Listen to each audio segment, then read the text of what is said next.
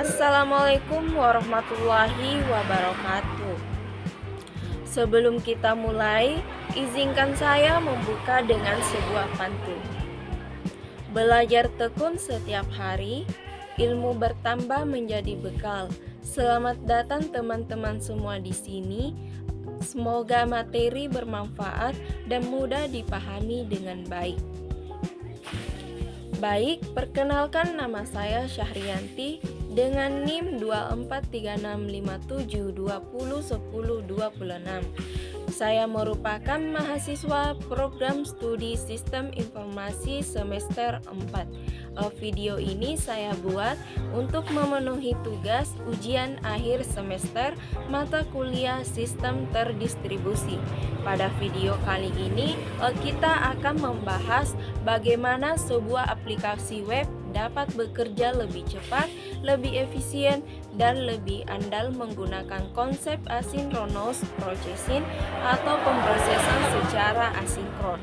Setelah menyaksikan video ini, diharapkan kalian dapat memahami perbedaan proses synchronous dan asinkronous, konsep produser queue dan worker, peran RabbitMQ dalam sistem terdistribusi, pentingnya basic ACK dan private count untuk menjaga keandalan serta efisiensi sistem.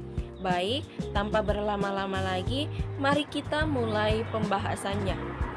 Mengapa web tradisional bermasalah? Kita dapat bisa melihat gambar di sini. Bayangkan kita sedang mengunggah file PDF yang berukuran besar ke sebuah website. Setelah tombol upload ditekan, server langsung memproses file tersebut. Jika proses konversi membutuhkan waktu sekitar 30 detik, maka browser harus terus menunggu. Akibatnya, koneksi HTTP bisa timeout. Pengguna mengira website mengalami error. Bahkan server menjadi lambat melayani pengguna lainnya.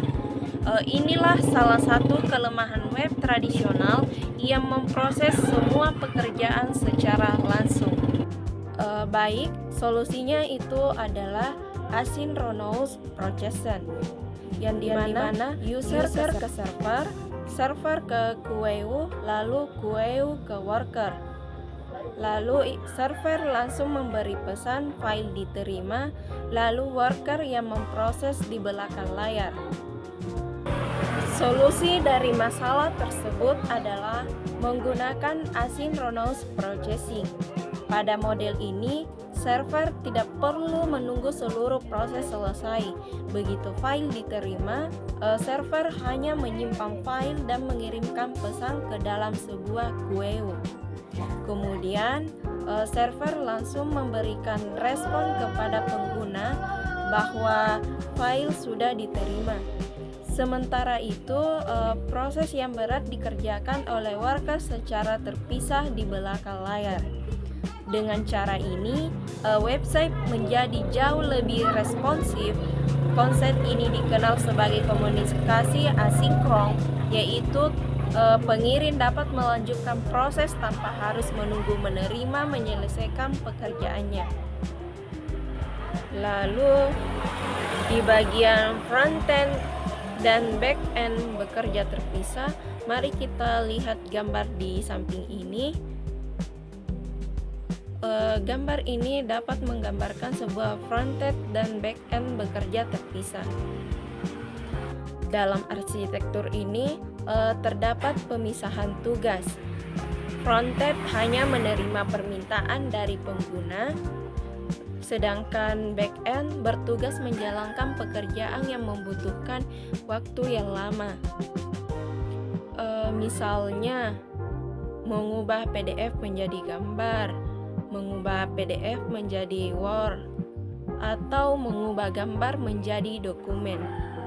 Semua pekerjaan tersebut dikirim melalui queue sehingga frontend tidak terbebani proses yang berat. Cara ini membuat aplikasi lebih cepat, stabil, dan mudah dikembangkan. Baik, selanjutnya itu apa itu producer dan worker. Sebelum itu mari kita lihat gambar di atas samping ini. Di sini ada diagram penggambaran tentang produser dan worker. Nah, di dalam gambar yang tersebut, di dalam RabbitMQ terdapat dua komponen utama. Yang pertama itu ada produser. Produser itu bertugas mengirim pesan ke RabbitMQ. Pesan tersebut berisi pekerjaan yang harus dilakukan. Misalnya, tolong ubah file PDF menjadi gambar. Selanjutnya ada worker. Worker akan mengambil pesan dari QEU, kemudian menjalankan tugas tersebut sampai selesai. Jadi, produser hanya mengirim pekerjaan, sedangkan worker yang benar-benar mengerjakan proses tersebut. Dengan pembagian tugas seperti ini, aplikasi mampu menangani banyak permintaan pengguna secara bersamaan. Baik, di sini selanjutnya kita mengenal perfect count, yang dimana itu di dalam gambar di samping ini, worker A, B, dan C itu masing-masing memiliki satu tugas. Agar pembagian pekerjaan berlangsung adil, RabbitMQ menyediakan fitur perfect count. Jika nilainya 1, maka setiap worker hanya mengambil satu tugas terlebih dahulu. Setelah tugas selesai, barulah worker mengambil tugas berikutnya. Dengan cara ini, tidak ada worker yang mengambil terlalu banyak pekerjaan sekaligus. Semua worker bekerja secara seimbang sehingga performa sistem menjadi lebih baik. Di sini saya akan melanjutkan yang dimana itu fungsi basic ACK.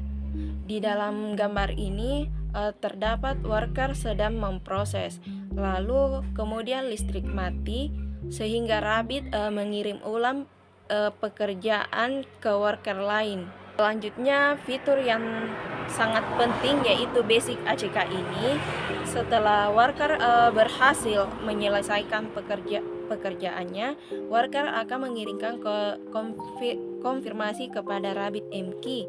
Konfirmasi inilah yang disebut acknowledgement atau basic ACK. Apabila worker mati sebelum mengirim konfirmasi, RabbitMQ menganggap pekerjaan belum selesai. Akibatnya, tugas tersebut tidak akan hilang. RabbitMQ akan mengirim ulang pekerjaan tersebut kepada worker lain yang masih aktif. Dengan mekanisme, sistem menjadi lebih aman dan lebih andal karena tidak ada pekerjaan yang hilang meskipun terjadi kegagalan pada salah satu worker.